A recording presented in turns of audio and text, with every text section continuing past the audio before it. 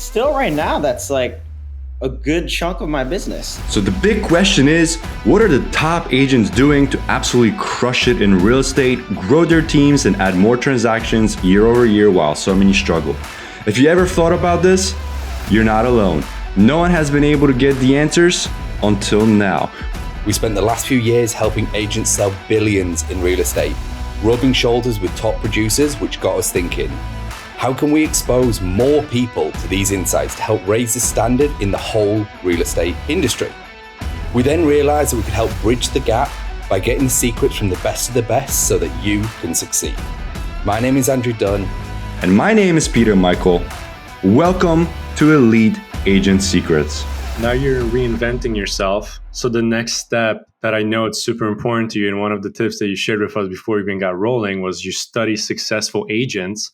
But I think it goes even above and beyond the agents, right? You study successful people. So can you talk a little bit more about that and elaborate like some of your role models? Like who are you looking after with your coaches and your mentors as you're implementing these habits?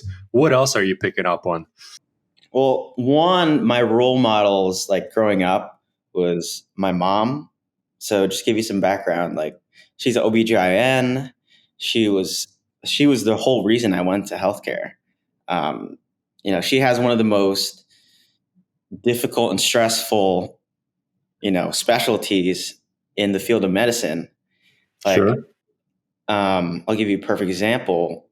I used to play, like in middle school, I'd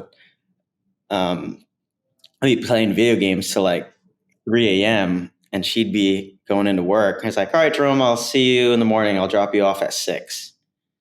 You and Francis, that's how we got introduced to the golf course. Or like my mom would drop us off at 6 or 7 a.m.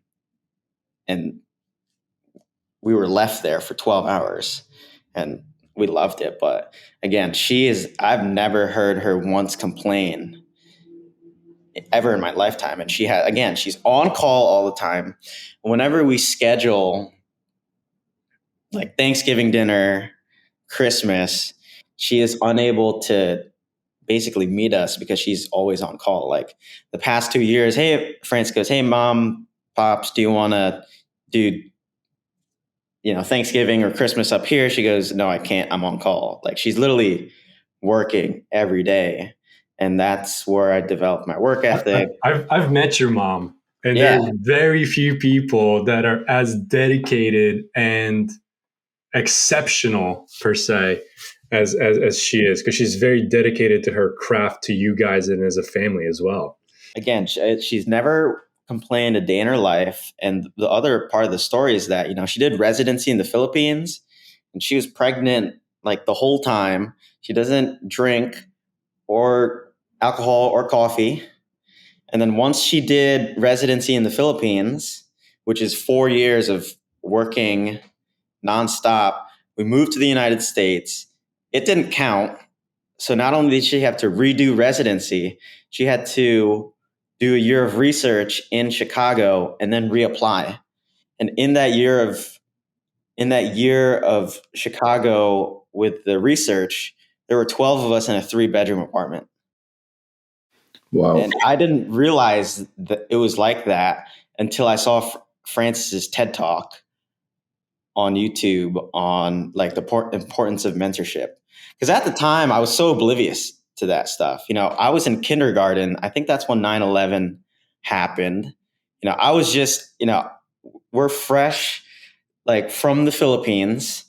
I was just excited to see snow for the first time. I was watching Power Rangers every day. I didn't care about that stuff. It was probably a nicer apartment than our place in the Philippines.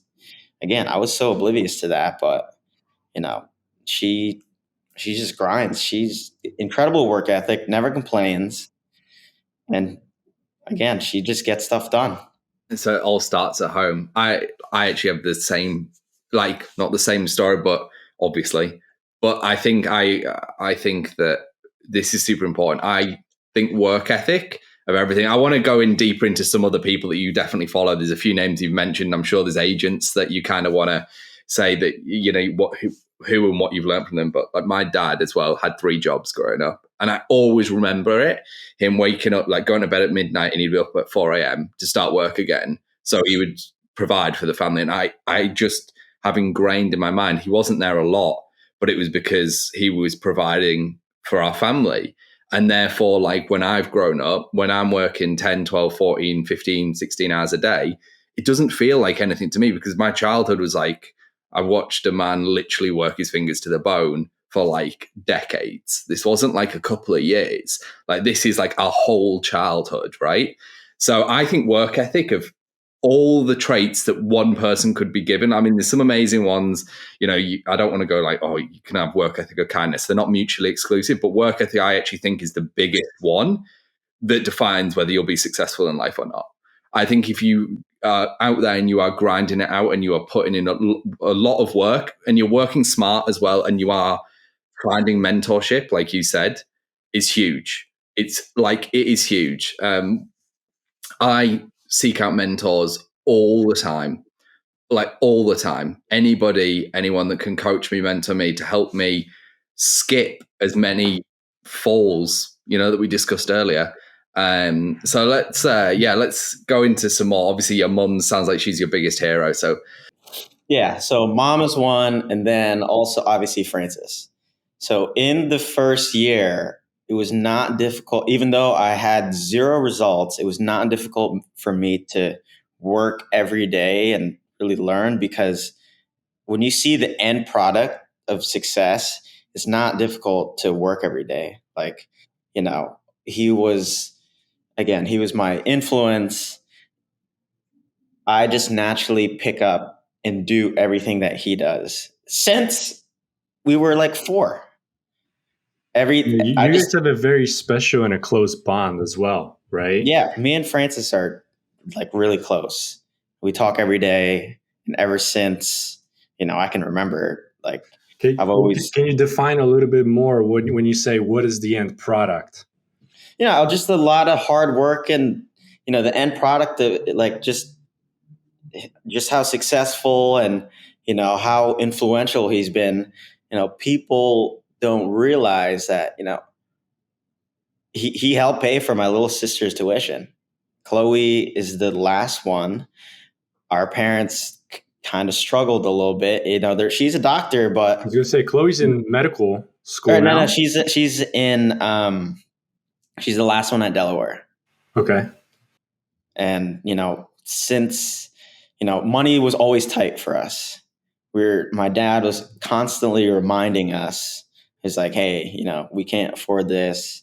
You need to do this. And that was tough on us, because growing up, like my brother and I always hung out with like the people that were well off, or the people they had they lived on the golf course, and stuff like. Again, it was really tough to be reminded. Like, hey, we can't do this. Like, again, we were reminded of our financial situation, and we're just sick and tired of it. So I'm curious, when you were hanging around people on the golf course, when you weren't in that situation, did you find that compelling?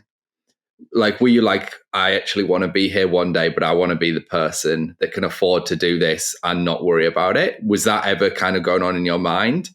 Or was it like, how did you process that? Because I know some people might be like jealousy, envy, or it might be like, actually, I just want to be there. I respect them, Yeah. Well, at the time, when I was in like middle school, I was like, oh, it is what it is. But that definitely pushed me to, again, when I'm in middle school, I'm not thinking, oh yeah, I'm going to be that one day. But it is lately now. What pushes me is that, and again, I was so close to running out of money in that first year that now I just work so much, because the year before I got licensed, I couldn't even buy my parents and siblings Christmas presents. And that was like, I was like, all right, this sucks. Like, I'm sick and tired of being sick and tired. And like, I just wanted to work so hard. I wanted this so badly. And that was a big part of my why. Like, if you have a powerful why, you can persevere through anything. 100% agree. 100% agree. Yes.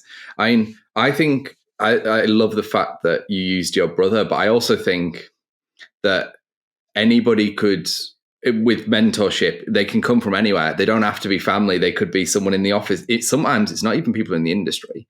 I know if it's real estate specific, you want to learn real estate, but is there any other mentors? Is there any other people you found connected with, how you networked, who have helped in your journey, who've helped shortcut certain things? Again, those two were the primary like mentors and role mentors, but in terms of role models, I'd kind of like looked up to Elon Musk in terms of like tenacity and perseverance. My favorite story is like, when he started SpaceX, his first 3 launches utterly failed. They blew up, and he only had enough money for one more launch, and the 4th one, succeeded. Took off. It's Yeah. like, all right, well, if he can do that, I can just grind out and just keep going at it. And I knew I wasn't, obviously there were no like results like monetarily, but I was just learning every day. And all it took for me was a few texts from Francis saying, "You're doing a good job." That's it. That's all I cared about. He's the only person whose, opinion that I really cared about. Or I had a handful of great jobs from like the rental properties that I did. And that's all I needed. That's literally all I cared about. Dude, so let's talk about that a little bit, because a lot of agents shy away from doing what's required. And for the first year, right? And even going into your second year, you just touched on this, you just kind of said it in passing, but you even did rentals. You didn't care where the business was coming from. You were just out there and grinding, right? Yeah. And still right now, that's like a good chunk of my business. The rental properties, one, they like boost your confidence and really have you develop your skills. One of the first like real rental properties I did, I was like, I did, again, it's a confidence booster. I did one show. Francis said, "Hey, can you lease this building for me?" I did one showing and lease it out. And I was like, I took that blueprint or whatever I did and learned from that. And I was like, all right, well, let me just do this for the rest of my transactions. Like, I remember I just, that whole transaction was my first time like communicating through the client with text message. Everything before that, I just tried to email. I was like, maybe I think email is more professional, but I did that all through text message. And Peter, you can attest to this. Like, you've been my client. Yeah, I I know texted you. exactly. I texted you for every. I was like, "Hey, this. I have these 3 schedules." I gave you feedback immediately. They want this. Yeah. Like, again, I use that to develop my skills. And one of the things that I learned in the Keller Williams training programs is that renters are your 401k. They will turn into buyers eventually. But again, so I survived just mainly doing a lot of smaller transactions and gaining confidence through that. Yeah, so like I think, when I moved down to Florida, obviously I wasn't able to show the house. So when Francis was like, "Hey, Jerome will take on your listing," I said it's a no-brainer. And I think what really sets you apart is kind of what I was looking for, was that high level of communication, right? That personal touch, that communication. Like you said, you would text me, "Hey, I got so-and-so scheduled." Like I would just literally email you or text you the screenshots of the people that were hitting me on Zillow when I wasn't able to actually get back to them. You would call them, schedule them, hound them, chase them down, show them my property. Like sheer speed too. I think that's like, yeah. I would literally text you and you would text me back like within the minute. "Hey, I already hit me talked up to them." you hit me up for this podcast like 3 days ago. You said, "Hey, do you want to do this?" You sent me the Google Calendar invite. Within 30 seconds, I already accepted it. Yeah. So speed is everything, especially in this business. It's the timing, right? And for me, I'm so impatient and I like to work at a quick pace. I don't like to leave people waiting. Some of these agents, that I work with, it takes them a week to draft paperwork, another week to, send something back. And I'm just like, oh my God, I want to freaking kill myself. Dude, Labor Day weekend, I had to call an agent 17 times before they picked up my phone call. They probably were just like, thinking it's like a car warranty person. Lauren said that the culture down there is so different that, they don't work at the city pace. They take their weekends off.